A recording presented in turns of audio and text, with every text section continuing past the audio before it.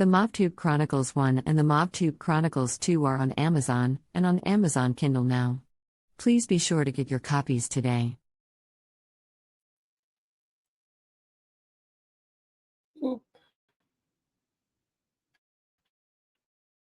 Hello, everybody. I'm not quite sure what the hell is going on here. I haven't used this in a while. Hang on a minute. Let me move it along. Oh, there we go. That's better. Can you all hear me? It seems to be going like a little slow, and Nick and I had some trouble with the sound. Can you click a 1 if you can hear me?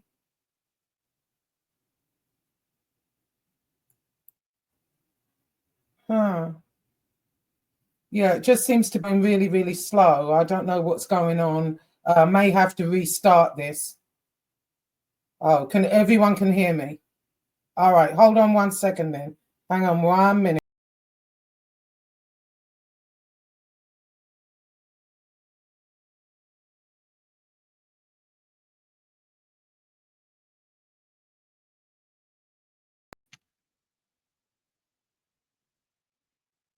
Okay.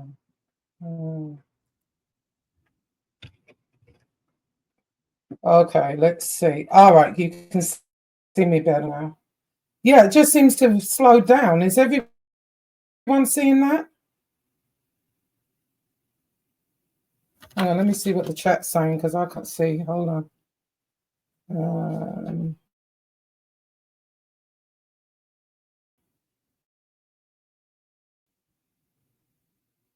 Okay, everyone can see and hear me clearly, yeah? Yeah, I think it's my internet. I think my internet's messing up. We'll keep trying for a minute. If it keeps on like this, we'll do it a little later. You know, I'll have to come back or I'll come out and come back in and start again. It just seems to be going real slow. Anyway, so going on. So first thing I have to tell you is what happened to me the other morning. I'm still shook from it. So every morning I get up and I let the dogs out, you know, to pee and poop and stuff. And I've got like a close, so I keep hearing them barking. Well, normally they always bark if somebody goes by or whatever, but bark is like when you have a baby, you know the cry. You know when the baby's crying, it's hurt or there's something wrong with it. And it was that type of bark. It was like an urgent bark, and it was Winston. So I come in the kitchen and he's still barking, and he sounded close. So I go to get me, basically. Okay, listen, let me tell you what I'm going to do. Okay, everyone, I'm going to log off and I'm going to come back in. Okay, because, and I'm going to restart my internet because this is right back.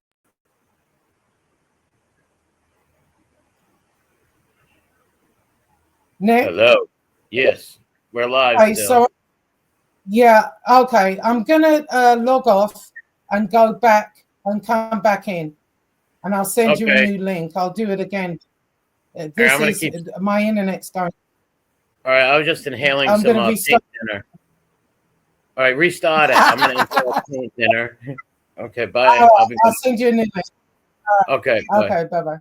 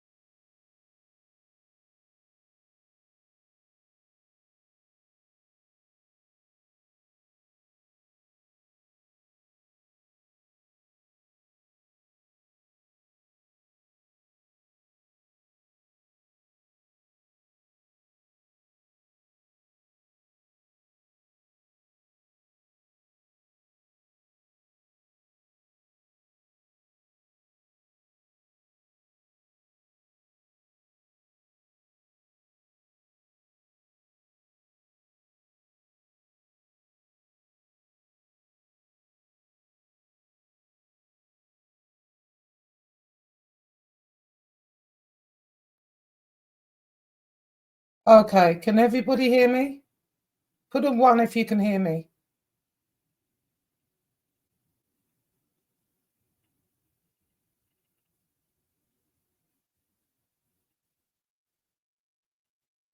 Oh, okay. All right, good. Let me get Nick back. Hang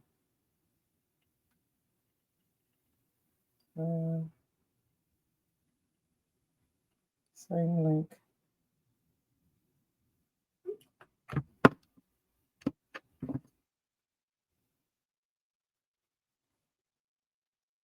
Hold on 1 second. I'm just waiting on Nick. Hold on, same link. 1 minute. Let's see if he can get on. Oh, okay.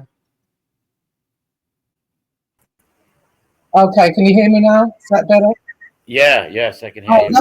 That's a whole lot better, actually. Oh, my goodness. Yeah, okay. It was a little choppy. All right. You want to talk and say us things and put me back in the cupboard?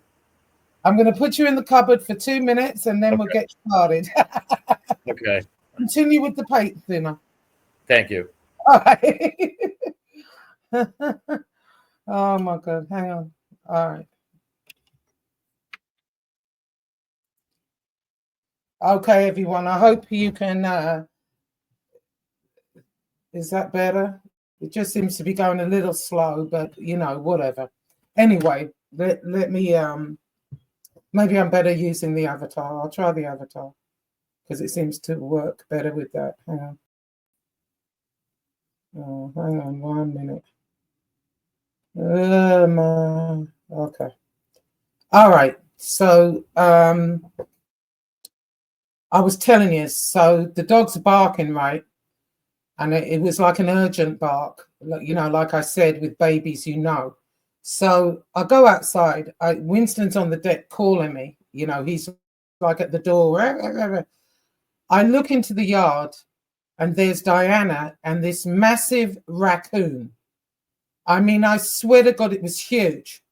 And I was dumbfounded. I was like, oh my God. For a minute, I thought someone had come down from Miami to get me.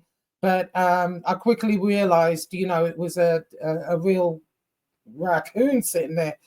And so I'm looking around for the broom. I've got a broom on my porch. I couldn't find it. I run in the house. I grab the broom. I run outside. I'm screaming, Diana. She's trying to play with the raccoon, jumping from one place to the other. And strangely enough, the raccoon wasn't aggressive. It just kind of sat there, like looking. And so when I ran out with the broom, I got between her and the raccoon, and she ran back onto the deck. And I followed her, and luckily I've got a gate on the deck, so it stops them from going in the yard if I want. So I closed the gate. That raccoon just sat there with its paws up, looking. Actually, it was quite cute. And I look at Diana. She's got fur, white fur all over her freaking face, and I was just shaking because I don't know how those animals are. I always hear of rabid ones and whatever. Anyways. This raccoon just sat there. Then it started walking up and down. I guess it was looking for a way out. But I thought they climb, I thought, why didn't it climb over the fence? Anyway, it was walking up and down, walking up and down. It sat itself down. It was just looking at me, and I'm thinking, oh my God, how am I going to get this thing out of my yard? Anyway, finally, it went into the bushes on my neighbor's side, and then I see it on the other side of the fence. So there was a hole there, because I've got like a chain link fence. So it went through there. So I had to get someone to come over and fix that shit. Oh my God, it was a nightmare. Anyway, I'm still shook from it, to be honest. Now when they bark, I run out immediately because you never know what the hell is out there. I get a lot of deer in my yard, but if you'd have seen this raccoon, it was huge. Anyway, as far as anything else goes, as far as my trip, there's been a slight little glitch. The reason for that is normally this time of year, every year I go somewhere, maybe to the Caribbean, whatever. Anyway, Wild Bill normally comes with me. Now, you all know about Wild Bill. He's my neighbor. He lives like on the other side. And, he had a hard time a few years back. That's how it came about. And I was going to the Dominican, and he was all depressed because his sweetheart died, and, they were getting married, and he was in a bad way. So I invited him along. And every year we've kind of done the same thing. It's just been like a given. And so I suggested, I told him I didn't really want to go to the Caribbean. I want to go to Italy. But when I thought about, well, two things. A lot of people are saying to me now is not a good time to go to Europe because of these tariffs and and I'm just a little wary. And then not only that, Wild Bill's getting up there in age a little bit.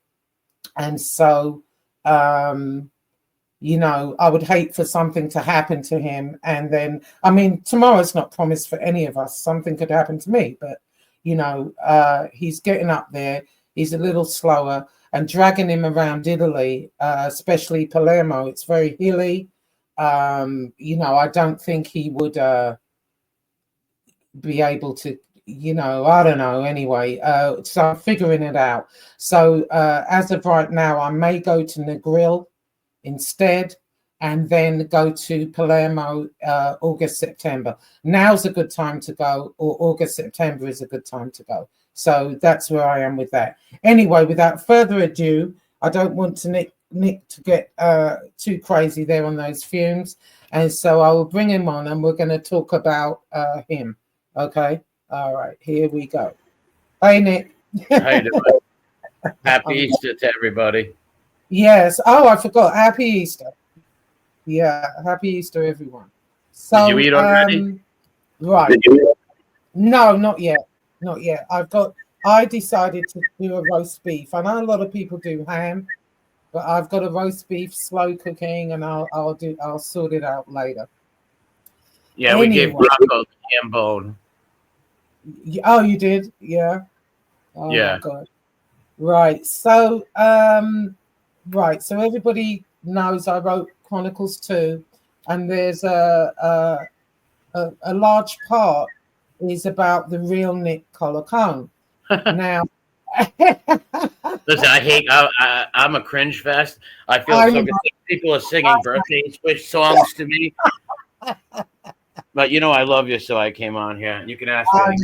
I know, but what I wanted to kind of point out is, when I first came across you, you were MRE. I didn't know about Rustin and the other channels.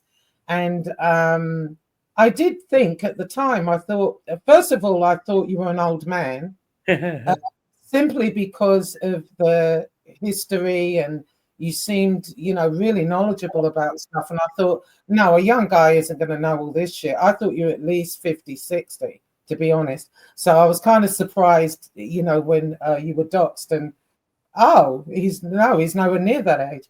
And then, as we've got to know each other, and when I was writing it, I wanted to know more, because at first, a lot of the time, you had this thing with informants and rats, and whatever, and your mob rats exposed, obviously. And, I had a different opinion at the time, because I thought, well, I kind of judged them on who, is there a reason? I'm looking at what's going on, and I kind of judged them individually, and what would I do in certain situations? That's how I was looking at it. And then as we kind of delved deeper, I learned a lot more about you. And I think a lot of these people on here don't really know or even realize. So that's what I want to talk about a little bit. I wrote about it in the book, so people can read it if they want. Anyway, so I've got some questions for you. I would say this my life is pretty boring. I will say that. Well, I wouldn't say that at all. I was like kind of I'm surprised, as well as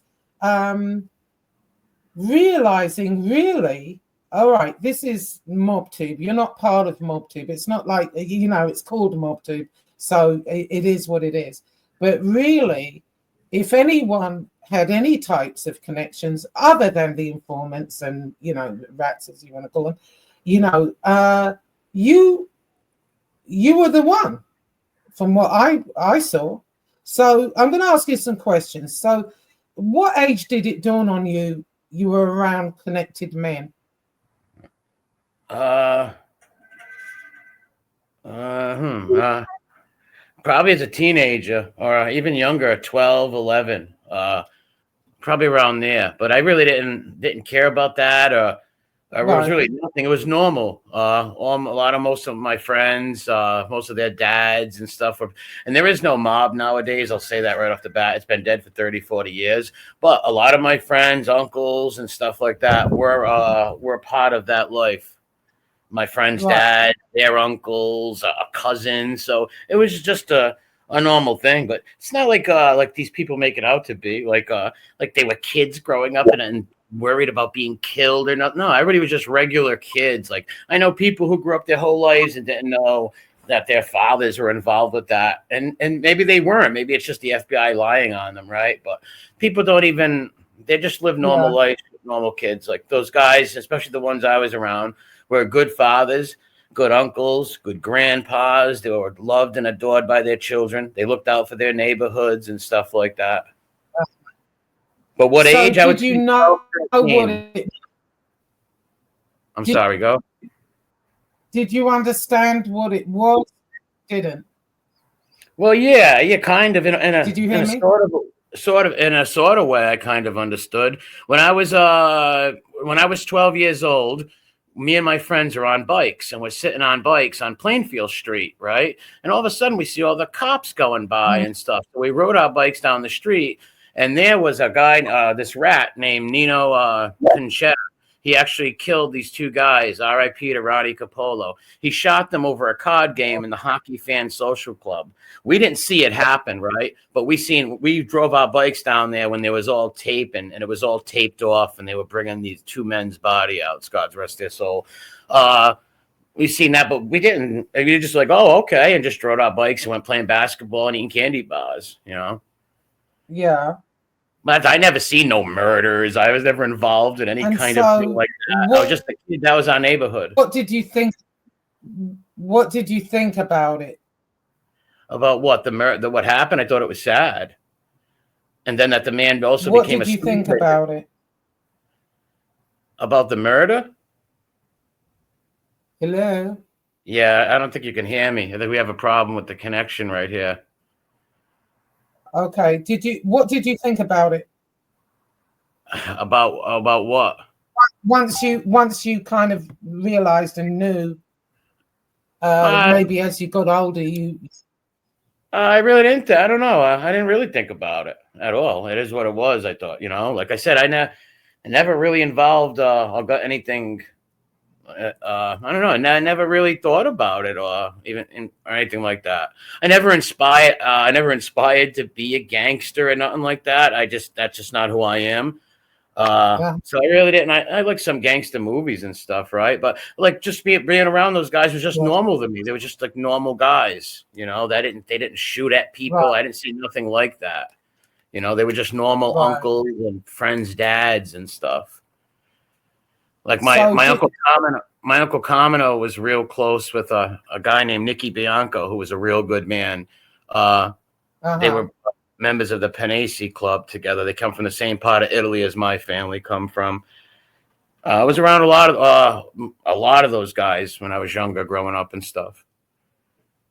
So did you consider, as you got older and you realized, what you were surrounded with, did you ever consider becoming involved? I mean, it's quick, easy money and a real temptation for that guy.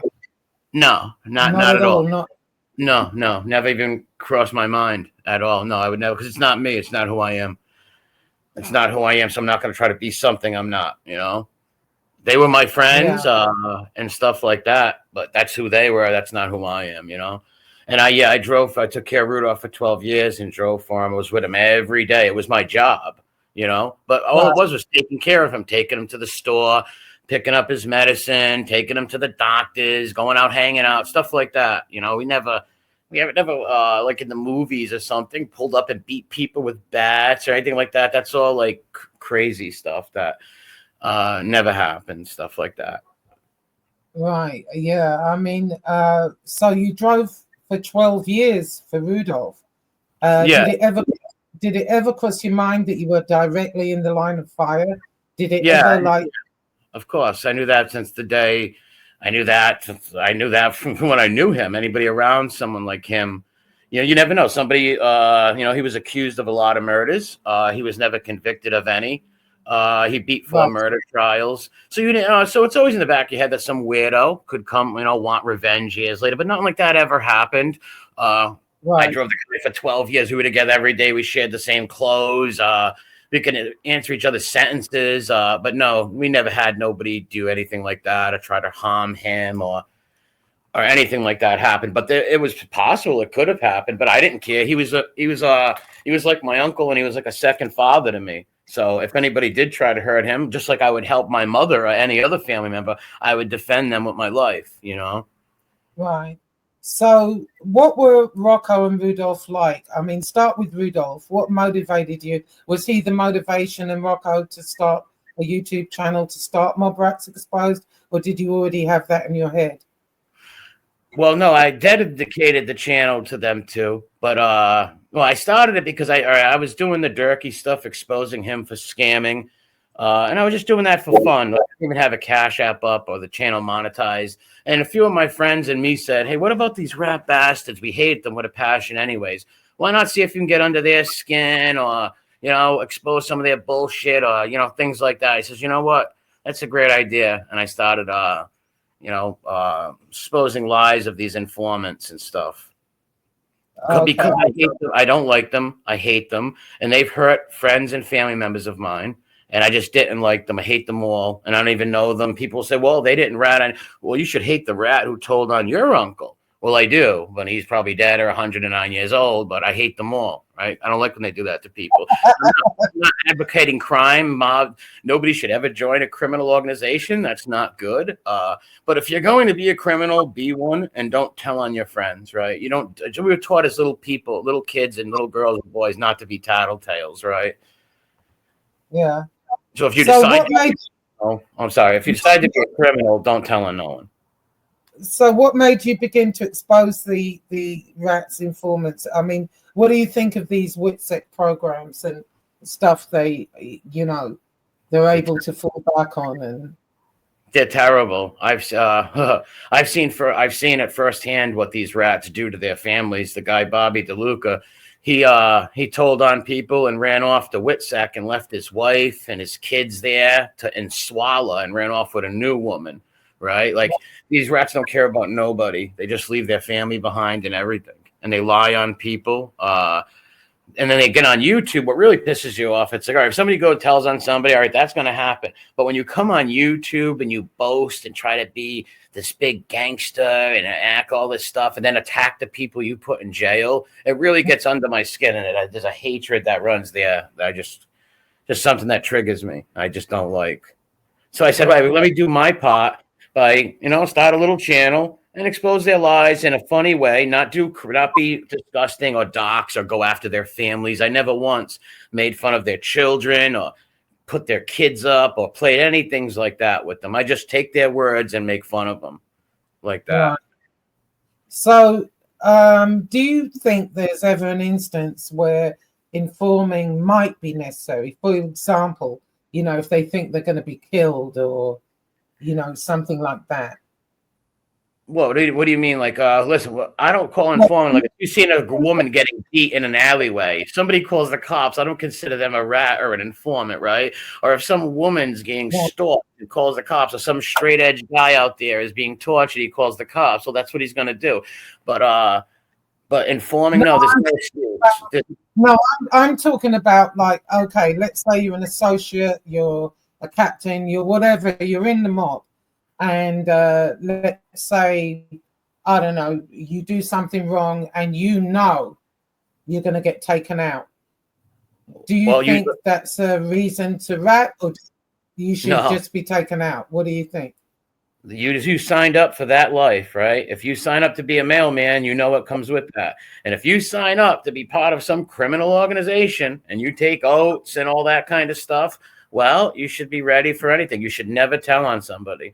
You know, if you break, you know the rules, right? Don't break the Yeah. rules, and nothing will Right. happen. There's consequences with everything in life, and that's why people should not join criminal organizations, because those consequences are very dire. So no, there's no Right. excuse for anybody to tell on somebody.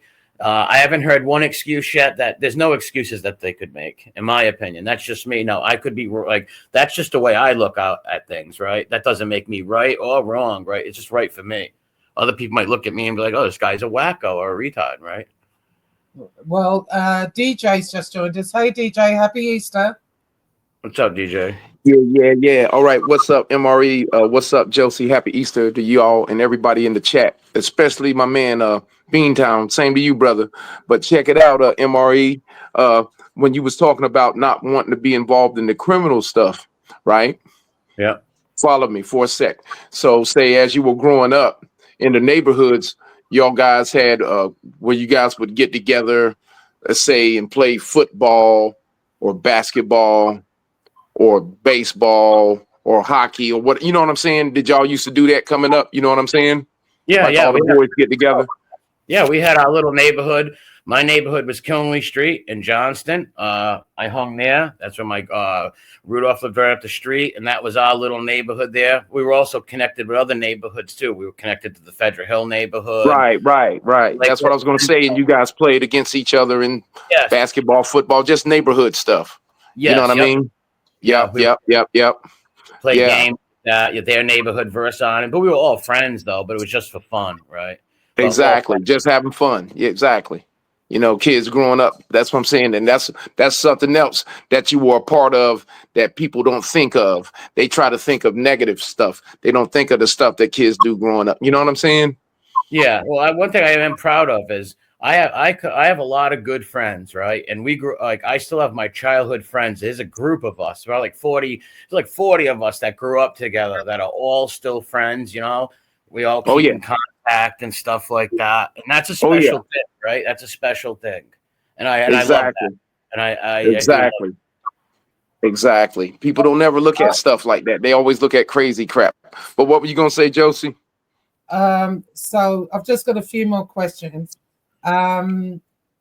So you've said it a lot. You say there is no mafia now. You know, I disagree. I say they've become more sophisticated. You know, gone are the days. We can agree to disagree. Yeah, gone are the days of the outright, you know, bloodshed. It makes no sense. It's bad for business. I mean, what are your thoughts on that? Do you think they've become more sophisticated, or are you just saying? I don't think they exist no more, honestly. I think after so many people going to jail and stuff and all that stuff, those old guys, when they get home from prison, they just want to be with their families and be with their grandkids, honestly. And the younger people don't want to get involved. It just there's nowhere to get involved in. I come from a neighborhood that was all that stuff, and it's not around here, you know.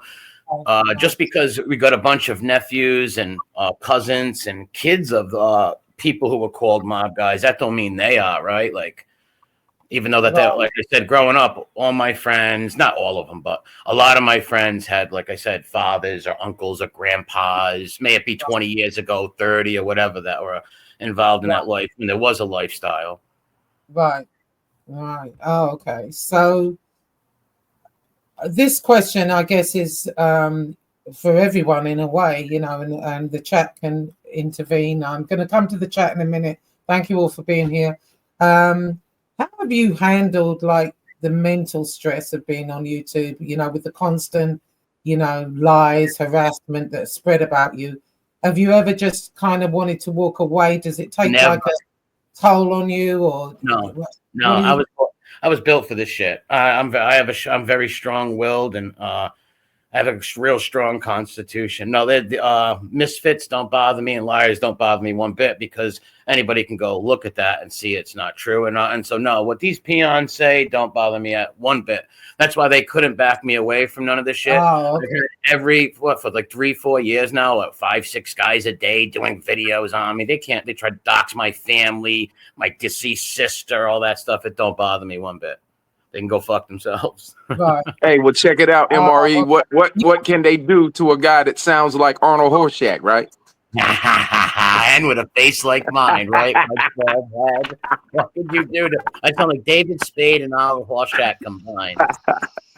Okay, we're joined by the grumpy. Grumpy, happy Easter. Happy Easter, everybody. How's everybody doing? Grump. What's up, Grump? Happy Easter. All Okay, right, do you have any Josie, questions? Yeah. I have a question for you, actually, Josie. Oh God. Damn, is I'm it- here. Oh, no. I ain't doing that kind of show with you. I was just wondering, could you read a couple of lines on what you wrote about Nick? Yeah, sure. Yeah. Sorry, Thanks Nick. a lot, Grump. Happy birthday.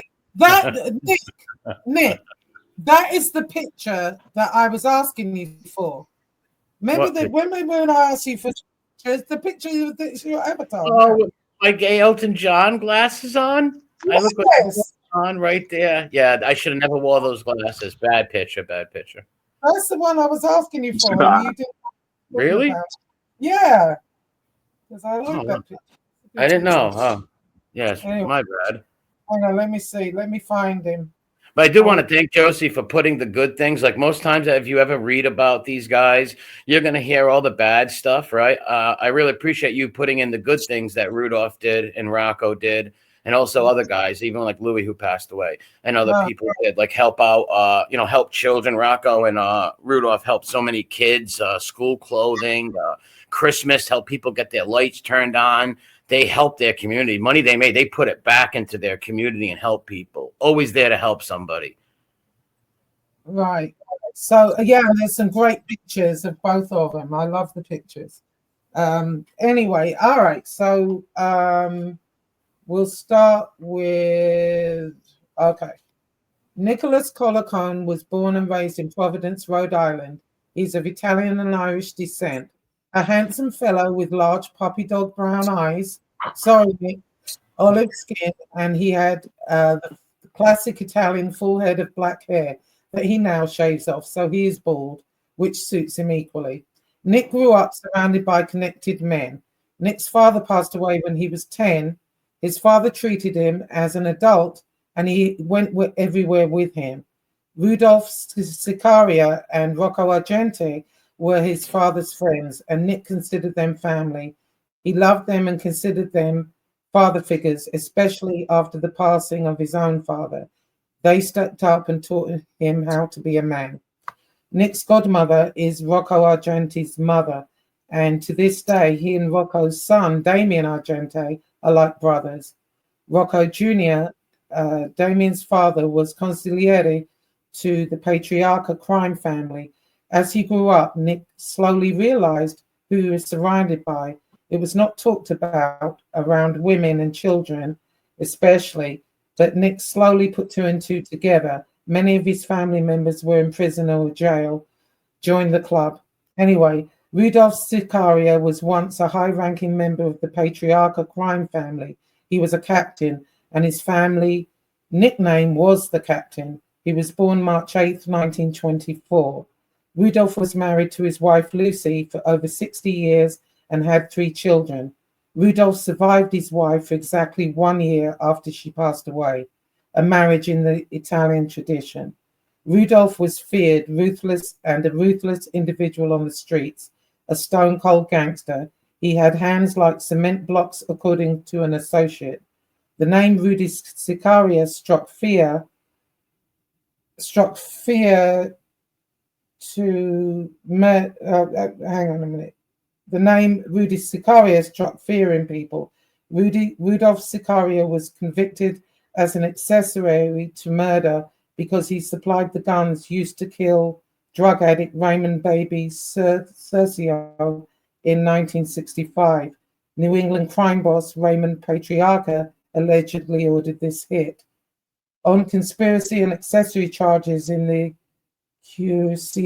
Curcio slang, both Patriarca and Sicaria were linked to the murder by Nicky Parmigiano. Parmigiano was a confessed mob hitman who turned state witness in October because he believed Patriarca had issued a contract to kill him.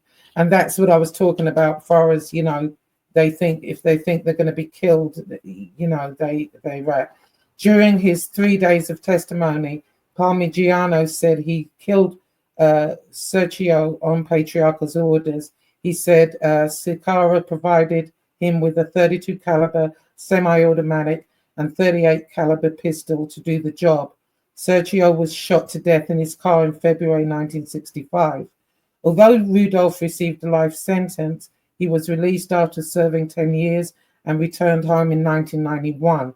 A war veteran, not really by his own volition, Rudolph had gotten himself into trouble, and not for the first time. Rudolph was responsible for the Hobo War, a war he waged at age 11. A group of 25 hobos terrorized their neighborhood, and it was reported that one child had been sexually assaulted and beaten. Rudolph organized a group of neighborhood kids to teach hobos a lesson.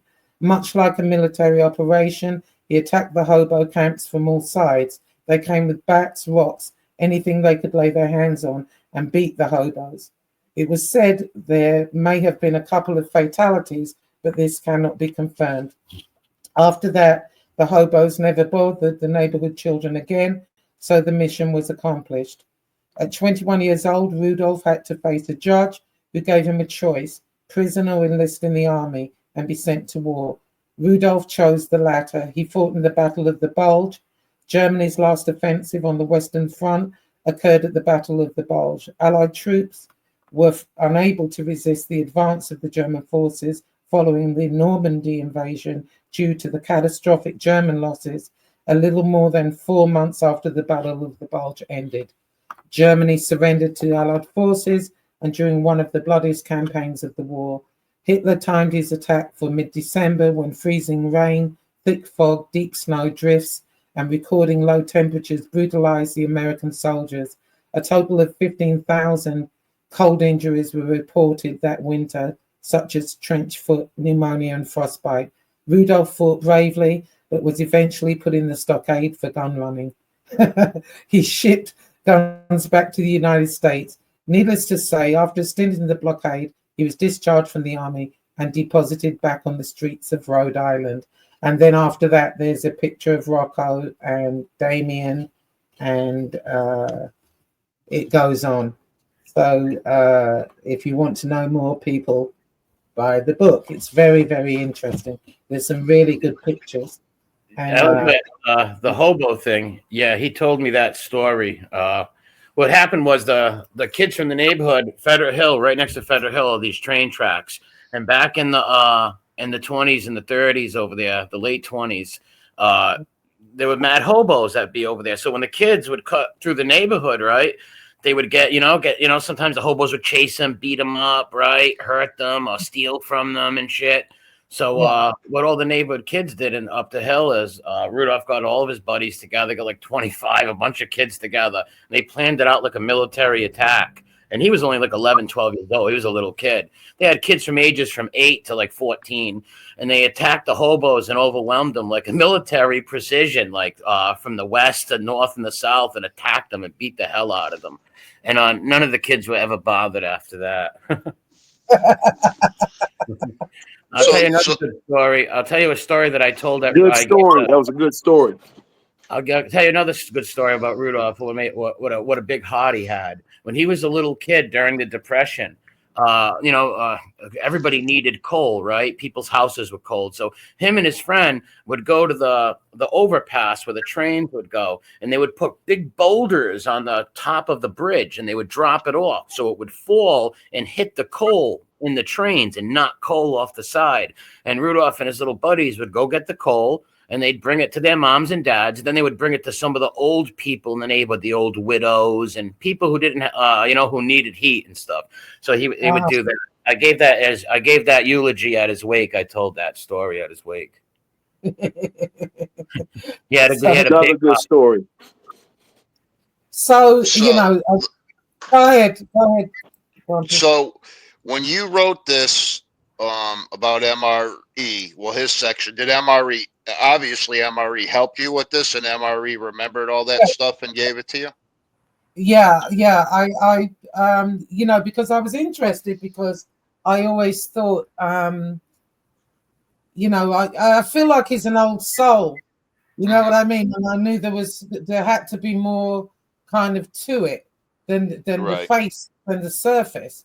Well, You she did know? research. I don't mean to cut you off. She did research on the other stuff, like she was talking about the murders and stuff. Right. I only told her about like the family things and good stuff like that. I didn't she No, researched that yeah, stuff. I the don't know. other, That was before I was born, and even like I said, they don't tell you that. I was with this guy every day. Never once would this guy talk to me about murders. Right? It's like it's right. not. Of course You know. not. Yeah. Well, So I don't. I understand that. I mean, being young in an Italian family, if your family was involved, you wouldn't know about it anyways. It's not like they come, they tell you about it. Um, one thing I remember from when I was a child is that one of my mother's boyfriends was an associate, and he ended up doing something where he got arrested, embezzlement. I forgot, it was like 1 point something $1 million he got. Wow. And I remember he would come into the neighborhood, and he'd say to me, "Hey, how you treating your mom?" And then I'd say, "Oh, I'm treating her good." And he'd throw me a $20 bill or something like that. And then when he finally got arrested by the feds, they threw a going away party, and I was so young, I didn't know until I watched my first mafia movie where they show a guy going to jail and they throw him a party or whatever. And I actually met Willie Pep at this place, and the only thing I remember about Willie Pep was that my mom's boyfriend had told me that he was in a plane accident or something like that. I didn't know who he was back then, but now that I'm older, I know. Willie Pep and Rudolph were so close, dude. You know how many signed autographs he had of Willie Pep? Willie Pep and Rudolph were real tight. They were real good friends. Right. He loved Willie. They were real tight. Yeah, Willie Pep was great. Yep. But yeah, I mean that's probably the only story I have in my life. You know what I mean? No, But you're right. They hand you money. When I was a little kid too, people would hand all the old Italian guys would hand you money to go get candy and stuff, right? You knew to go up to them and like, "How you doing?" And you're getting candy money. Mm-hmm. So my last question is, what would be your advice for anyone wanting to start a YouTube channel? Not necessarily in this genre, but would you advise them to show their face, not show their face? If you show your face, they're going to pick you apart. If you don't, then you're a faceless troll. What would your advice be for someone just coming into this and like starting a YouTube channel? You've been on here a while, the ins and outs. It all depends. It all depends what kind of content you're doing and what you're covering, right? Anybody around these circles or these content creators, don't show yourself. Stay anonymous. Because you've got all these weird bums. They're going to start a YouTube channel and, you could show you. Yeah, I would show myself and stuff. No problem. But it all depends what you're doing it on, right? And all that kind of stuff. Right. I would advise anybody around here, no, don't show yourself. Because you got these weirdos that will, get your social security numbers, attack your children, family, stuff like that. Yeah. Doxers, low lives. All right, I'm just going to say a quick hey to the chat. Hey, Jesse, William Wallace, Joe Delamura, Down Neck, Queen of Mean, Tina Marie, Teresa Marie, Tina Marie. Wasn't that a singer? What now? I thought she was a singer, Tina Marie. I thought that was like a singer. She is. I keep calling you Nic Colacone. And in the live, Rat Trap said, I think you spelled his name wrong. And I looked and I put Nic Colacone. Oh, yeah, no, it's not. And then Rudolph's last name is Sciarra. What is it? It's Sciarra? No, it's Sciarra. Yeah. Sciarra. Okay. Yeah, there you go. Yeah. So, I was like, oh my God. I wish he was still alive because he would get a kick out of this, boy. Would he have got a kick out of this? He would have stepped back laughing. Or I wish Damien's father was alive too. They would have got a kick out of this. They would have never came on here or talked on here, but they would have watched and laughed for sure. Yeah, especially with the guys talking about stuff they don't even know what they're talking about. Yeah. I could imagine if they were watching this stuff. Yeah. Speaking of there's a new stool pigeon who came out and made up a lie last week that he did time. He did time with my friend's father, and my friend's father was rapping Wu-Tang Clan songs, and they would call him Rappin' Ray. That's such a lie. It's so ridiculous. Like what? Right. Like why would you? Then he would call him a mutt and a nice guy at the same time. He made lies up about him, and that's why I hate these people because they come on here and they talk like with that, that dick accent, yo Spacconi, and act like tough guys, and they trash people. Where Raymond probably didn't want nothing to do with this guy. He thought he was an idiot. He's calling him. He was walking around rapping Wu-Tang Clan songs, and they were making. And it just happens to be that this guy's favorite song is that song. He's like, he would sing this song, and he said a few words in it, and then they told him, he's like, yeah, it's my favorite song. Oh, funny, the lie that you made up about him, it happens to be your favorite song, right? Because the guy's 80 years old right now. He would have been in his 50s. What 50-year-old Italian guy would know the words to a Wu-Tang Clan song? And it's not like his kid was into that. His kid was like a rock and roller, into like rock and roll, Megadeth, and all that shit, right? So it's not like even his kid knew it, where he might have heard it. So it's just total fabrication lies. Oh my God.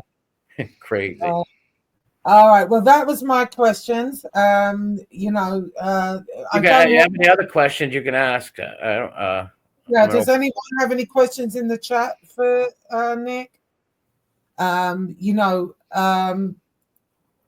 As I kind of in the book, I go more into detail about each of them, and you kind of see. But at the end of the day, I feel like this, that if anyone is more authentically been around that, it would be you. Yeah, I was on the fringes of that. I wasn't in that lifestyle, never in my life, but I was on the fringes of it because I took care of and I kind of like lived with, right, an old wise guy, right, and took, like I said, him to the doctors. He was like my second dad. Like nobody could replace my father, right? But he was like a second father to me, right? I loved the man so much, and he had such a big heart for animals, for people, for respect for women. Like you couldn't, if you talk dirty around him or you said something about a woman, like, oh, I did this with a woman, or that, he's gonna freak out on it. He was very respectful and such a gentleman, and he helped so many people, Yeah. And same with Damien's father. Damien's dad was actually Rudolph brought Damien's father into that world. When Damien's father was born, they lived on first floor and the old man lived on third floor. So he knew him as a baby. And when Damien's father hit the streets when he was, a teenager, Rudolph threw an arm around him and he brought him into that world. Right. So he learned everything from Rudolph. And people can read in the book about the old man and stuff like that. Don't believe everything like that the news tells you and stuff. Like they want to make out like, I'm not saying every mob guy was a nice guy or a good guy. No, but I'm saying the guys that I knew were good family men, good fathers and stuff like that. Right. There's shitty ones too. Right. Like the guy, Bobby DeLuca, he's a rat. Right. But he left his family and took off. Well, I can't speak from a mafia point of view. I mean, I can speak through my own experiences that have nothing to do with that, but I could tell you 100% that the government lies. I could tell you 100% that people that turn informants lies. And you'll hear some guys on this platform say, "Oh, you guys never lived a life." Look, you don't know a damn thing about me. You don't know a damn thing about anybody. I have been in situations, and I know exactly what happens. They do lie, and now you come from the neighborhoods. You come from those neighborhoods, right? Like how right. You don't have to. You don't have to be related to somebody to know what's up, right? What's up, Tom? Thank you. Tom did a lot of time with the Rudolph. Right. But that's the point I'm making. The point I'm making is they do lie. And if you're just like a regular Joe Schmo and you're listening to someone tell a story, you're going to believe it. You know what I mean? But if you've seen it firsthand, then you know. And if you know, you know. Yeah, and that's why I wanted to stop my channel, because there was so many of these stool pigeons, trashing people. And there was nobody pushing back against it, right? Now, people will say, oh, there was a Mob Talk Radio. No, he was fighting with a rat that he lived with, right? He wasn't going out there and exposing all these stool pigeons, right? No, I did that, and then JTP did it, and other people did it, right? And shout out to the We Push Back thing. That's a great website. People should go check it out. And now there's a whole bunch of channels out there and people exposing them, and that's a great thing. Because they are liars and they trash people that they put in jail. They go after their families. They make sexual lies up about their family members. They're real creeps. Yeah, I don't get it. I don't get how they come on YouTube. I mean, when you go, I mean, before YouTube, they would just disappear. You'd never hear about them again. You know what I mean? They do whatever they're doing wherever, wherever they moved them. Whatever. Now they're on YouTube. I can't believe it, man. And I can't believe that they feel all right coming on YouTube and doing what they do. Yeah, it's crazy, right? It's beyond me. And then coming on, you not only like coming on YouTube and saying, "Okay, I told on it," but acting like they're still gangsters or they're still tough guy. Like, no, you lost that privilege the day you told on people, you weirdo. You know, Yeah. and most of them were never. All right, you got two kinds of rats. You got the rats that say they were made guys and might have been, right? And then you got the ones who totally just lying, right? Like these fake guys out there who might have known somebody and just lied on some guy and put him in jail, but they get called. And they go like someone like Gene Borello, right? That guy was never going to be made in nothing like that. That guy's a total bullshitter. Oh no, there's no way. The way he acts, the way he's out of control. No, never. Yeah, he's a dirtbag. People would have run from him. Oh, I got and then you watch that video, the last video they got of him beating that woman. That's horrible, man. Who does that? Oh Yeah, God. they do. I couldn't believe it. I thought, not again. Oh my God. Wow, that was bad. Yeah, that was real bad. And that's another thing about the movies. Like they portray all these mob guys of beating their wives and shit. I've never seen any of those dudes put their hands on their wives. And like I said, I grew up around a lot of those guys, a lot more than Rudolph and Rocco that I just mentioned. A lot of those guys I grew up around in my lifetime. I've never seen them beat their wives and stuff, right? They're not all like John Panisi and Gene. No. Well, that's still made me laugh. Go ahead. The thing about the rats that are platforming on here, it seems like they all got something in common. It's called mental illness, to be honest with you. Yeah. One, you wouldn't be on on YouTube. Two, here you are, you're beating your women, you're doing all this crazy stuff, getting in trouble again. Why the hell would you be on YouTube? Why? It's mental illness. I mean, I can't say any more than that. Hey, Grump, hold up. You got another one. He had a good reason to be on YouTube. What's that? With me?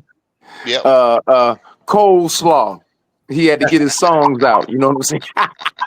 Yeah, there's a guy who took his grandmother's house, right? He had to get his songs out. So YouTube was a good platform for that. Yeah, I seen it. I seen that. How do you take your grandmother's house? I mean, it's mental illness, bro. What else can it be?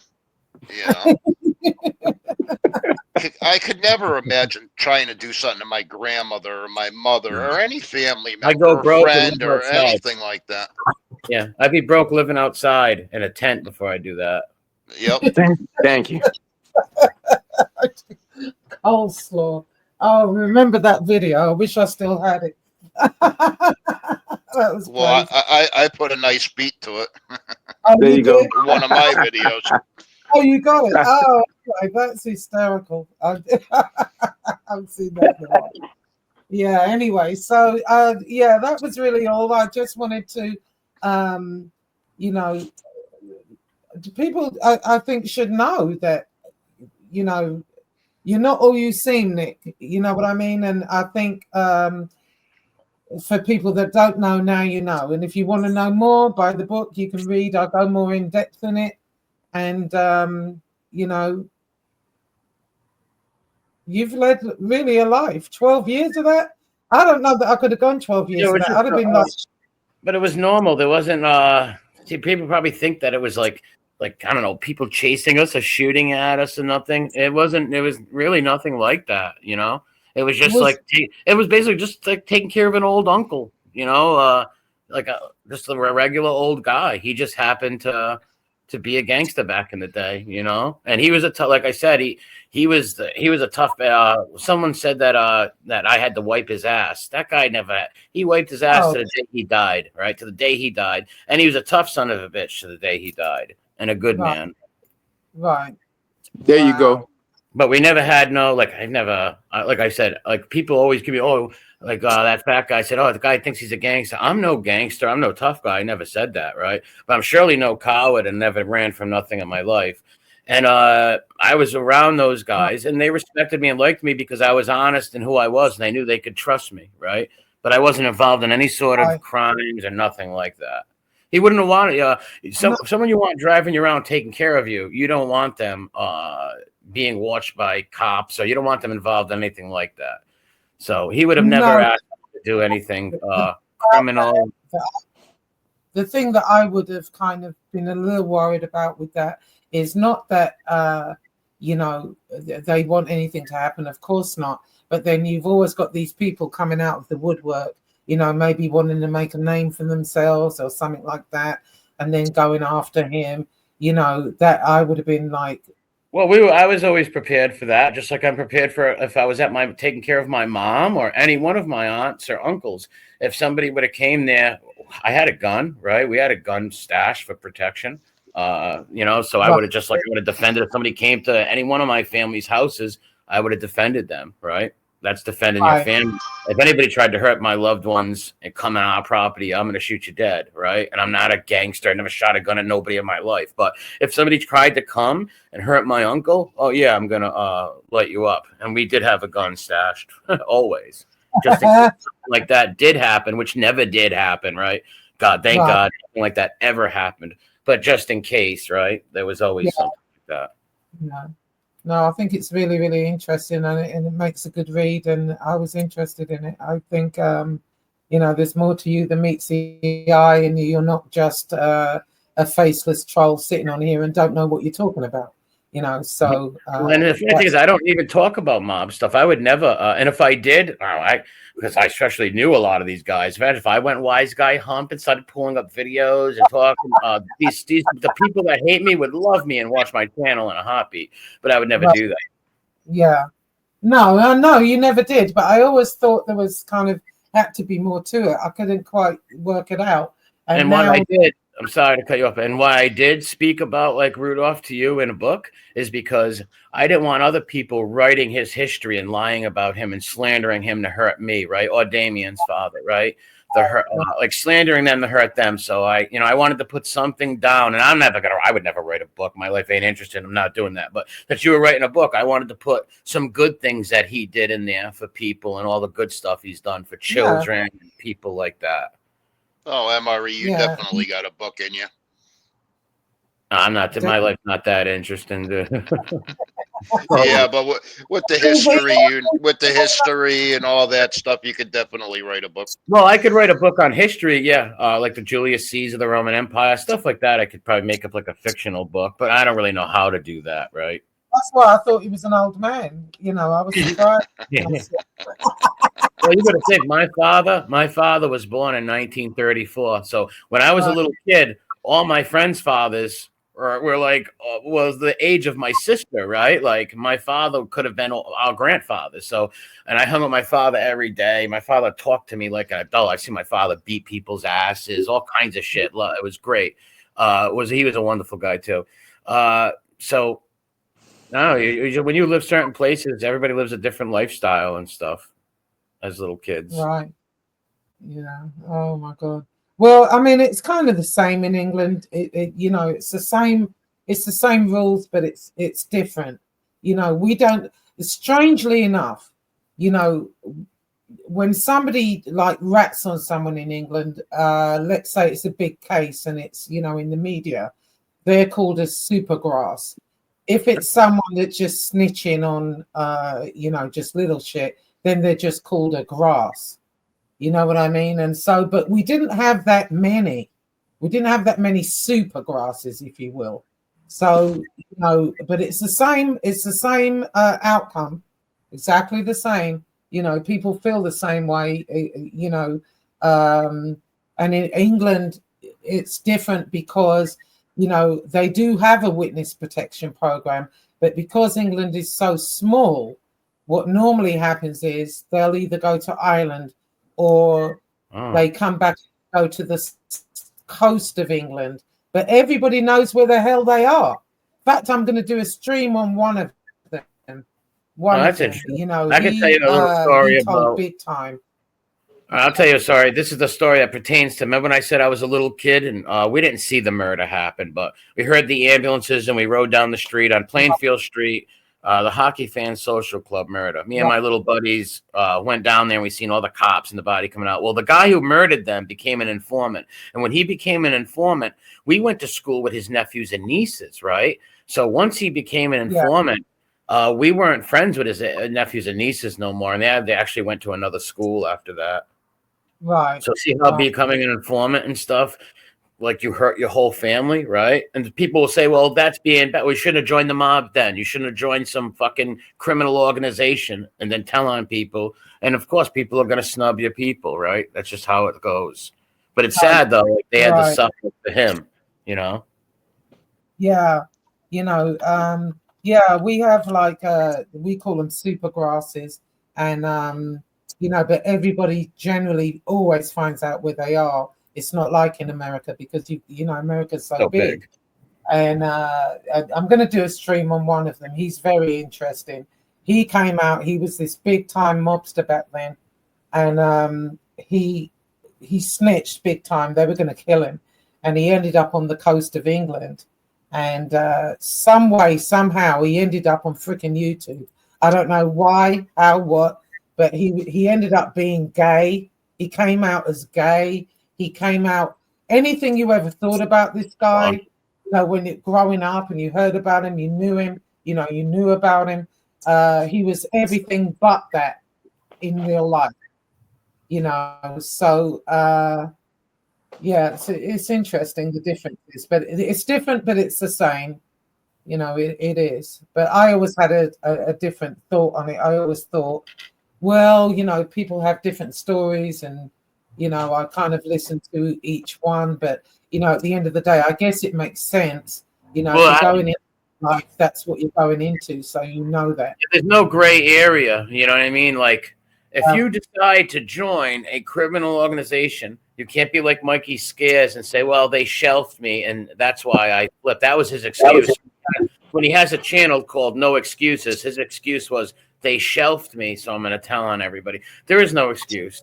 To go to jail, do your time. You signed up to be in a criminal organization. The only thing that comes from that is prisons automatically. Like, you're gonna do prison time, right? You might be one out of the hundreds of lucky people who don't, right? But everybody's gonna do prison time. That's the way it goes. If not, don't join. Don't do that. Be who you are, right? Yeah. Yeah, I've said that before myself. I mean, if you know you can't do jail time, then that kind of life isn't for you. Don't commit the crime if you can't do the time. I've said it before. And Rat Trap said he left his family too. Huh? I said Rat Trap said he left his family too. Oh yeah, that's right. Yeah. They're all selfish and they all got those. But see, after they do the talent and stuff, they want to come on YouTube and relive that life and stuff. And all these people adore them, these fucking weirdos and stuff, and worship them and stuff. It blows my mind. Oh yeah. Like Sammy Gravano, a child killer, a weirdo like him, like having number 19 on your shirt of the murders that you committed. That's sick. Oh yeah, that's crazy as fuck. You know what, Josie?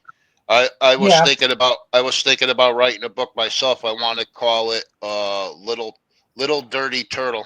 Can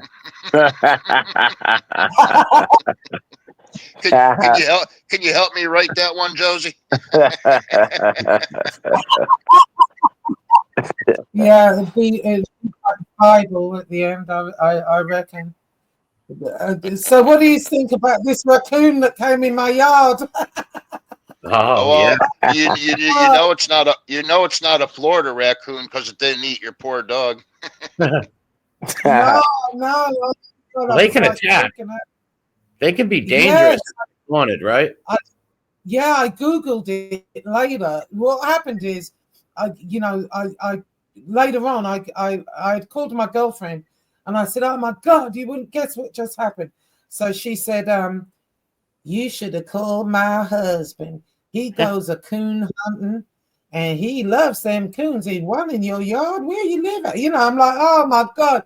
So I Googled it to see if they attack. And what it actually said was they're generally not aggressive unless they're protecting their young, like most animals, And Diana wasn't being aggressive with the raccoon. She was trying to play with it. She had all white fur all over her face. So I think they must have tussled before I came out the house. You know, I had to wash her down. She was all covered in white fur. Oh Yeah, my God. dangerous because they could be rabid. What up, Dell? They could be rabid, you know, rabies and stuff. So that's I remember one time when Del. Go ahead. Sorry. Go ahead. I remember one time when I was in Florida, I went to some beach and I saw all these big creatures and I thought they were monkeys. They were so big. And you know, when they lift themselves up and everything, but when we got closer, we realized they were raccoons and they were humongous. Wow. Yeah, they scare. Oh, this. I thought it was pregnant. I thought maybe it was a girl, female, and it was pregnant. That's how big it was. And it just was walking up and down and just looking at me like it didn't have a care in the world. It didn't seem afraid, you know. And then the same girl told me, she said, well, when they come in there, she said, and they're not afraid, you know, they're usually rabid because they're not thinking straight. I said, well, it didn't look rabid either. And I checked Diana over really well. It didn't attack her, you know, but oh my God. You're lucky because they do carry rabies. So. Yeah, thank God it wasn't bit or nothing like that. Yeah, I mean, she's had her shots. She's had her rabies shots, but she's good. Yeah, but still, they got teeth and claws. They can tear you up. Yeah. Oh my God. Oh my God. Oh dear. So now I hear a bark. I'm out there because usually I ignore it because they're barking at people going by and whatever. But this bark was different. You know what I mean? And probably Nick, when you know, Rocco, they have a different bark when they're. Yes, I can tell if he's barking because he thinks he's curious or he wants some food or wants to go out, or I can tell if he's barking if he sees somebody out the window he wants to get. Right, I can tell the different barks. We know our dogs barks. Yeah. Oh yeah, the sounds and the way they whine or the way they just once you know their personality, you could tell, you know. Yeah. Yeah. Oh, Queen Amin says I feed my friends pet raccoon grapes and apples. Oh, they've got a pet raccoon. Actually, it was kind of cute looking. It had a sweet little face and its little paws were up. The rest of its body was huge. You know what I mean? It wasn't like aggressive at all. It wasn't snarling or none of that. It just sat there. Well, look at panda bears. Look how cute panda bears are, and they'll rip you apart. Yeah, I know. Yeah, literally. All right. Well, we're going to wind this down. Thank you all for coming on. Does anyone have any questions for Nick or any of you, DJ? We're gonna leave that poor guy alone, man. You can ask me anything. I don't care. Yeah, it's all good, but just glad to see you, brother. Glad you're all right today, man. You know the deal. Yeah, for sure. It's good to see you, bro. And happy Easter to everyone, and thank you for coming on, Nick. You know, and no problem. And make sure you go buy her book. And thank you for writing the good things about Rocco and Rudolph in there. Like I said, the stuff with them helping people and stuff like that. No problem. We had you know, I'm doing a campaign with Amazon, and it's going pretty well. And I'm also working with the marketer to kind of get it out there a little more, you know, both books. And let's hope, you know, let's see what happens. You know, it's not War and Peace, but, you know, it's an interesting read. I don't mean to off topic, but check out this Grumpy. You know Holly Davison's. Look in the private chat. I have a question about Holly Davison. Yeah, I seen what you wrote just a few minutes ago. Yeah. Is that considered a Holly? What the hell? Am I still on? Yeah. What the hell? I don't know. I lost where it was. Yeah, I think so. All right. Just curious. Yeah, I read what you wrote earlier, but what the hell? I don't know why I can't see it anymore. Happy Easter, Jesse, and everybody in the chat. Yeah, Jesse, it's all good to see you, bro. Hang on, Twisted CT said one of my dogs was attacked in the daytime with fierce rabies. It was nuts. The vet told me no dogs had the shots at although they do boosters anyways. Yeah, no, I made sure my dogs they've got the rabies vaccine, but still I was worried it was going to claw her or something. And she was just trying to play. She wasn't aggressive. She's not aggressive. I'll tell you what surprised me about it was Winston. Normally he would be down there protecting her, but he was at the door calling me. Mom. Yeah. So you had one looking out for the other one. Yeah, he was literally at the door, barking at the door, calling me out. You know what I mean? Right. And then when I went down there, then he came down. And I've got the broom in between the freaking Raccoon and Diana. Wow. No, imagine it might have jumped on my fucking back. I mean, was he hissing? The raccoon hissing? Was the raccoon hissing and stuff? No, Well, you just sit there. I know what you should do, Josie. What? You should get one of them outdoor tents, right? And put heaters in it and get food for it, and you'll have your own feral raccoon. No, I don't think so. There's some people that do have them for pets. I had a friend, R.I.P. to Nicky Pacheco, who had one on his shoulder when I was a little kid. This guy used to walk around with one on his shoulder. It was crazy. Yeah, well, B1 said, was it lethargic? No, it wasn't.